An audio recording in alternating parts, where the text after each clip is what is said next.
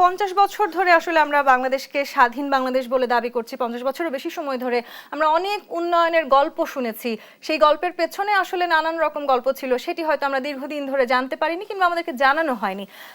সাংবাদিকতা পেশা নিয়েও আসলে এক ধরনের নানান রকমের সমালোচনা সৃষ্টি হয়েছে, আমাদেরকে হতেই হয়েছে।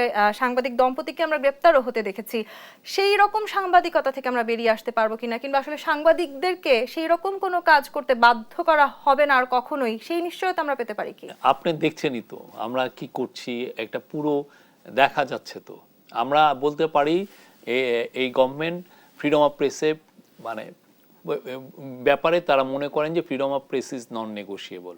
এটা নিয়ে কোনো ধরনের কোনো মানে আমরা কোনো ধরনের কোনো কার্ভ দিতে চাই না। আমরা চাই যে একটা ফ্রিডম আপনাদের পুরোপুরি থাকুক, যাতে আপনারা প্রেসের কাজ কি? প্রেসের কাজ হচ্ছে পাওয়ারফুল পিপলকে জিজ্ঞাসা করা, পাওয়ারফুল পিপলের ভুলগুলো ধরায়, মানে ইংরেজিতে যেটা বলে যে to hold powerful people to account, তাকে সেই জিনিসটা আমরা চাই। এটা আপনারা করলে যেটা হবে যে দেশে এই ফ্রিডম অফ প্রেসটা চর্চা হোক, এবং চর্চা হতে হতে দেখবেন যে এই চর্চাটা আমরা ভুলে গিয়েছিলাম গত 15 বছরে। আমরা চাই এই চর্চাটা হলে সাংবাদিকতার মানে ট্রু সাংবাদিকতা এখানে হবে। ট্রু সাংবাদিকতা হলে অনেক জায়গায়, যেমন ধরেন আপনি একটা জায়গায় চুরি হচ্ছে, হ্যাঁ, আপনার আগে কি আপনি পদ্মা ব্রিজ হচ্ছে, আপনি চিন্তা করা যায়, আপনাকে বারবার নিয়ে যাচ্ছে টিম ধরে যে আজকে এততম স্প্যান হলো, আজকে অততম স্প্যান হলো। তার চেয়ে যেটা দরকার ছিল যে এই পদ্মা ব্রিজে যেই টাকাটা ব্যয় হলো, সেই টাকাটা তো আমার আপনার ট্যাক্স পেয়ারের টাকা, সেই টাকাটাকে ওনারা কি ঠিক মতো ব্যয় করলেন কিনা, ওইটা নিয়ে কিন্তু রিপোর্ট নাই। রিপোর্ট হচ্ছে আজকে 27তম স্প্যান হচ্ছে। তো এই আমরা চাই যে আপনারা রিয়েল জার্নালিজম করেন, যেই জার্নালিজম পাওয়ারফুল পিপলকে কাঠগড়ায় দাঁড় করাবে। নিশ্চয়ই। এবং সেখানে আসলে এর গত 15 কিংবা 17 বছরে আমরা আসলে সাংবাদিকদের সাথে বিগত সরকারের যেই এক ধরনের সম্পর্ক দেখেছি, সেই সম্পর্ক হয়তো আমরা এখন আর দেখতে চাই না। কিংবা আপনি নিজেও বলছিলেন আমাদের চ্যানেলকেও 15 থেকে 17 মিনিট পর্যন্ত বন্ধ করে রাখা হয়েছিল, সেই প্রেশারগুলো আর না আসুক সেটিও আমরা চাই। কিন্তু রাজনৈতিক দলগুলোকেও একটি বড় সংস্কারের মুখোমুখি হতে হবে কিনা, সেটি আমাদের জন্য একটি বড় চ্যালেঞ্জ। কি এটা ওনারা ভাববেন, ওনারা কতটুক জনসম্পৃক্ততা না থাকলে কি হয় আপনারা তো আগে রেজিমে দেখেছেন। হ্যাঁ, আমরা চাই সবাই জনসম্পৃক্ত হন, জনগণ কি চায়, জনগণ কতটুক ডেমোক্রেসি চায় তাদের পার্টিতে, জনগণের কথা ওনারা শুনেন।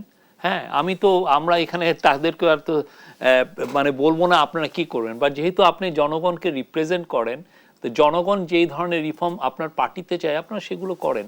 সেটা আমরা এটা অবশ্যই মানে অ্যাজ এই ইন্টারিম গভর্নমেন্টের আমি একজন মানে চিফ অ্যাডভাইজারের প্রেস সেক্রেটারি হিসেবে এটা আমি বলছি না, অ্যাজ এ জেনারেল মানুষ হিসাবে আমি যেটা বলি যে পলিটিক্যাল পার্টি তো আমাদেরকে রিপ্রেজেন্ট করে, তাহলে পলিটিক্যাল পার্টি তার যদি ট্রুলি ডেমোক্রেসি যদি চর্চা করে, তাহলে হয় কি ন্যাশনাল লেভেলে যাও সেই চর্চাটা আসে, সে যখন অন্তত পাওয়ারে আসে। জি নিশ্চয়ই।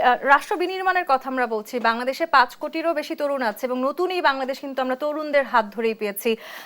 আপনি যেহেতু সরাসরি আসলে প্রধান উপদেষ্টার সাথে আপনার কাজ করার সুযোগ আছে, তিনি আসলে তরুণদের প্রতি অনেক বেশি পজিটিভ। সেই জায়গাগুলো একটু জানতে চাই, তরুণদেরকে নিয়ে আমরা নতুন করে কিছু করার কথা ভাবছি কিনা। তরুণদেরকে নিয়ে আপনি দেখবেন কালকে উনি একটা স্টেটমেন্ট দিয়েছেন, অনেকটাই তরুণদেরকে লক্ষ্য করে বলা।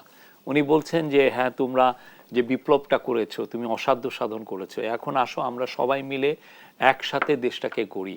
উনি আবারও বলেছেন যে আমাদের দক্ষ জনশক্তি দরকার, আমাদের এডুকেটেড পিপল। উনি বলছেন যে আসো তোমরা আবার আমরা পড়ালেখায় যাই, কিন্তু আমরা অ্যাট দ্য সেম টাইম আমরা সবাই মিলে যাতে দেশটাকেও মেরামত করতে পারি। ওনাদের আমরা চাই যে সবাই সম্পৃক্ত হোক এই গভর্নমেন্টে, এবং সবাই তার স্টেকটা থাকুক, যাতে সবার মানে আমরা পুরো গভর্নমেন্টের কাজটা কি ফিউচার জেনারেশনের জন্য নতুন চাকরির সুযোগটা তৈরি করে দেওয়া, দেশটাকে আরো উন্নতির শিখরে আনা। আমাদের যারা প্যারেন্টসরা ছিলেন তারা কি আমরা এখন যেই জায়গায় আছি তারা তো সেই জায়গায় ছিলেন না। আমরাও চাই যখন আমরা চলে যাব, তাহলে এই যে নতুন জেনারেশনে ওরা আরো প্রসপ্যারিটির মধ্যে বসবাস করবে, কোনো ধরনের মানে পোভার্টি থাকবে না।